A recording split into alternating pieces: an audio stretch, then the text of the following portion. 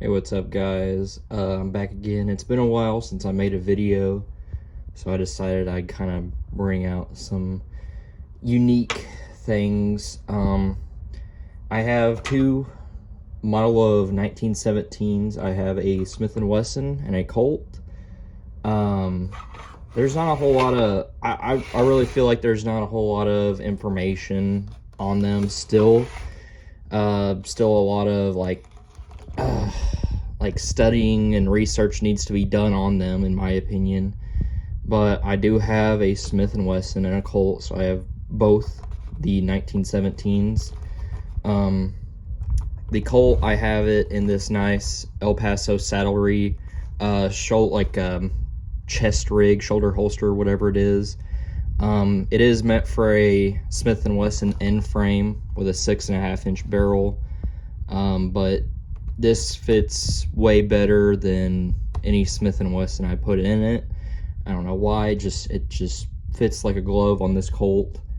And the Smith & Wesson, I have it in sort of a traditional style holster. This is a right-hand draw, not a left-hand draw.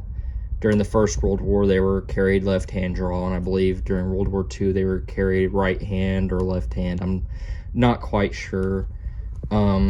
But I do have a Ontario, one of their copies of the K-Bar, and like a little moon clip pouch that would have been common on these. The Colt, it has been Parkerized, and it was done by I think it's American Bluing in Vermont, and it is beautiful.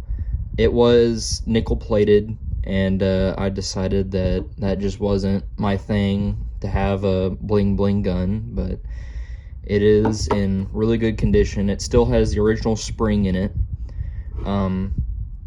It's a good shooter. I kind of prefer it to the Smith & Wesson, in my opinion. And this is a 1917 U.S. Army.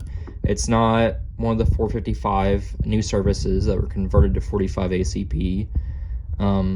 It's real sweet. I love it. I think this Parkerizing is just beautiful on this gun, and it just runs. Even it was made in 1919, so now it's 102 years old, and it just runs. It's perfect. The Smith & Wesson, it has been Arsenal refurbished,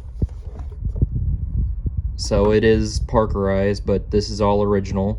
I don't know if the case hardened hammer and trigger are original to it. Might have been replacement parts, but it is in really good really good condition. I got this one from a pawn shop locally, and it runs too. The springs have been replaced by me whenever I was taking it apart and cleaning it. When I got it, the springs were broken, so I replaced them with modern springs. It really lightened it up. It works great single action, but double action, the springs aren't heavy enough to set off the primers. So it's sort of, you keep pulling the trigger until it finally goes off, and when it finally goes off, it's like, it's pretty useless in double action, which I'll probably try to find some original springs to put in it, or some heavier springs. But it's a good shooter. They're both good shooters. They're very accurate, especially the Colt. I love the sights on the Colt more than this little half penny, half moon shape on the Smith & Wesson, but they're both great handguns. I really love a revolver. I think these are just perfect, especially in 45 ACP.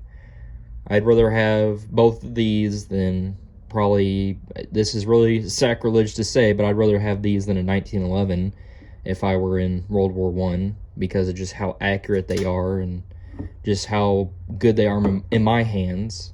Not to diss on a 1911, I think they're great. I mean, that's just my opinion. No need to crucify me over it. But I thought these would be real neat to show off on YouTube.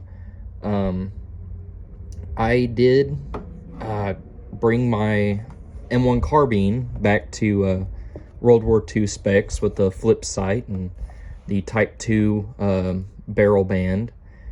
And I did break down and get something to disassemble the bolt with, one of the tools. I can make a video on that, which it is, in my opinion, it's still a pain in the ass to disassemble the bolt even with the tool. But just let me know in the comments what you guys want to see. If you want to see the M1 carbine again with its World War II look, that's great. If y'all want to see whatever, just let me know. A shooting video, disassembly video, any tutorials, just let me know in the comments below. I hope you guys enjoyed.